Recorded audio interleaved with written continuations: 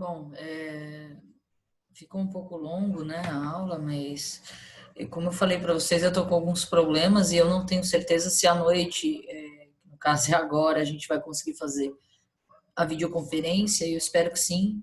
Então, se der certo, a gente pode fazer as aulas sempre ao vivo, tá? Bom, com relação a essa parte, a gente falou na outra parte da aula, né? E as cargas, a gente vai, obviamente, falar mais isso na próxima aula, mas só para vocês terem algumas ideias, né? Então, a gente tem algumas cargas que são as cargas permanentes e aquelas que são dependentes de pH. Ou seja, as permanentes, elas são aquelas cargas negativas, né? E as dependentes de pH, elas podem ser positivas ou negativas. Então, a gente fala das cargas, que é o que eu falei para vocês, elas vão ocorrer ou na matéria orgânica, certo? Que são aquelas negativas, ou vão ocorrer aonde? Vão ocorrer nos minerais, que a gente estava falando, certo? Então, aqui, né, quando a gente fala dos óxidos, então eu tenho o ferro, né, os óxidos de ferro, os óxidos e hidróxidos de ferro, e as cargas, então, certo? Nos coloides, mas a gente vai falar sobre isso mais na próxima aula. Hoje é mais uma questão geral aí, só para uma parte introdutória. Então, aqui a adsorção, o que seria a adsorção? Ficar presa, né, nos coloides, ou no caso, em alguma argila, a gente tem bastante adsorção do fósforo, tá? Então, a gente tem problemas com relação ao fósforo. Aí aqui, né, que ele é um sistema frágil e foi o que eu falei para vocês, ele geralmente ele vai ser afetado pelo manejo. Então, se a gente tem uma questão física bem preservada, você vai ter um maior fluxo de ar, de água, né, vai ter uma densidade do solo menor, que vai garantir, então, um solo com mais porosidade, vai diminuir a resistência, né, na penetração das raízes. Se você tem muita densidade do solo, você aumenta a penetração, a resistência à penetração dessa raiz nesse solo, né? Então, essa fragilidade está relacionada à agregação e à porosidade.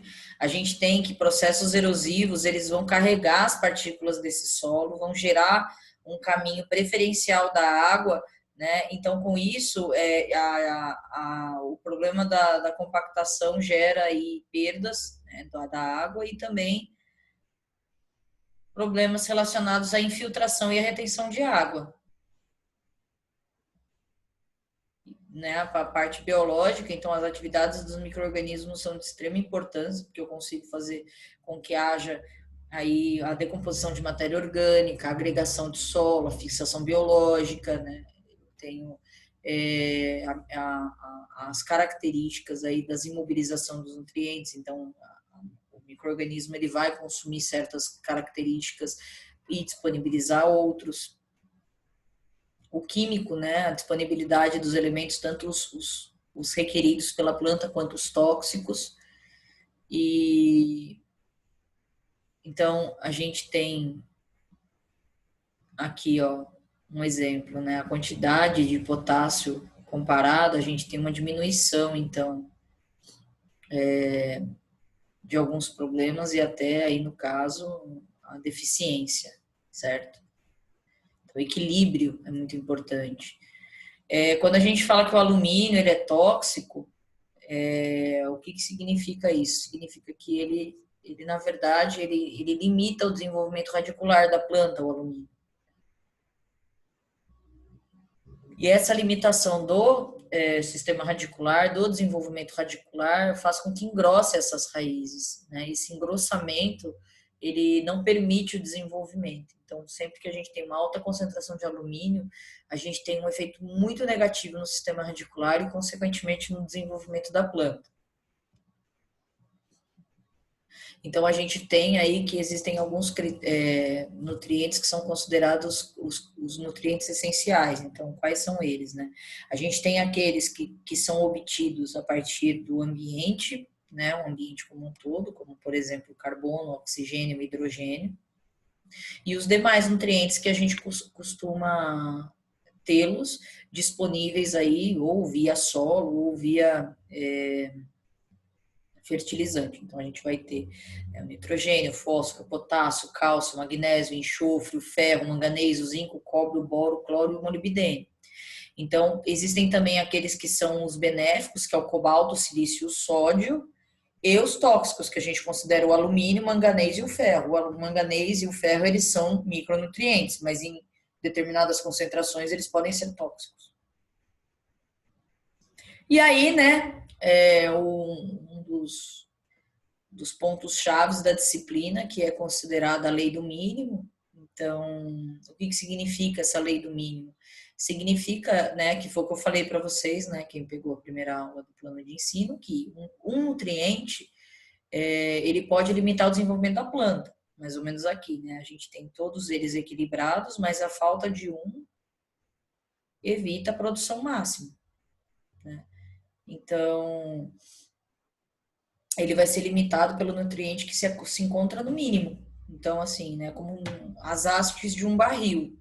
Aquele nutriente em que ele apresenta limitações, vai ser por ele que a planta não vai conseguir completar o seu ciclo. Então, a lei do mínimo é isso. Ó, o desenvolvimento da planta ele vai ser limitado pelo nutriente que se encontra em mínimo em relação à sua necessidade. Então, eu tenho uma necessidade de X da planta, eu tenho menos 2x. Né, na presença de quantidades adequadas dos demais nutrientes. Então, não adianta eu ter os demais nutrientes se aquele específico ele está limitante aí a meu desenvolvimento. E a disponibilidade, então, dos nutrientes, né, ele também aí é importante a gente falar a respeito da fertilidade, por quê? Porque o conceito ele vai estar relacionado ao armazenamento do nutriente na fase sólida. Então, é o que eu falei para vocês, quando a gente tem essa retenção na fase sólida a partir das cargas, né, ó, as cargas aqui do solo, e eu tenho condições hídricas desse solo, condições adequadas, eu vou ter então a migração desses nutrientes da fase sólida para a solução do solo. E é somente na solução do solo que eu posso ter uma absorção via radicular. É unicamente por essa via que eu vou ter a absorção na via radicular. Né? Então, alguns conceitos até só básicos, porque a gente vai falar isso na nutrição de plantas, mas existem a forma em que os elementos são absorvidos são de 3 formas: a interceptação radicular, o fluxo de massa e a difusão. Então, o fluxo de massa é de acordo com a transpiração da planta e a difusão vai estar relacionada a menor para maior concentração, né? De menor para maior concentração. E aqui, né, a porcentagem de quanto esses elementos, a maior parte deles, principalmente dos macronutrientes, são absorvidos via esses mecanismos. Então, está no solo, né? Vamos pensar que é o solo, aí a raiz pode ter interceptação, a maior influência que vai ter da interceptação vai ser no cálcio, por isso que a gente fala, né, que o cálcio ele desenvolve o sistema radicular, porque a raiz vai em busca do cálcio. O fluxo de massa, com relação ao cálcio e o magnésio, é a maior forma, e a difusão é do potássio e o fósforo, certo? Então, dependendo do nutriente, eu tenho uma forma em que a minha planta vai conseguir fazer essa absorção. Aqui, né, a questão do gradiente de concentração, da distância da raiz. E, basicamente, a aula obteve essa bibliografia, né, do livro. A gente falou a respeito da fertilidade, a respeito dos sistemas do solo, os nutrientes essenciais, a lei do mínimo, a disponibilidade dos nutrientes a partir, né, das fases e os mecanismos de suprimento. Então, com relação à aula, era mais basicamente hoje, era basicamente isso, né? Aqui é o crédito aos professores, é uma aula que eu achei bem interessante a gente pegar esse material, claro, foi um estado emergencial, mas na próxima aula a gente tem a utilização aí do material que eu vou preparar. Era basicamente esse roteiro, era a mesma bibliografia que eu ia usar com vocês, tudo bem? Então eu agradeço e a gente tenta agora interagir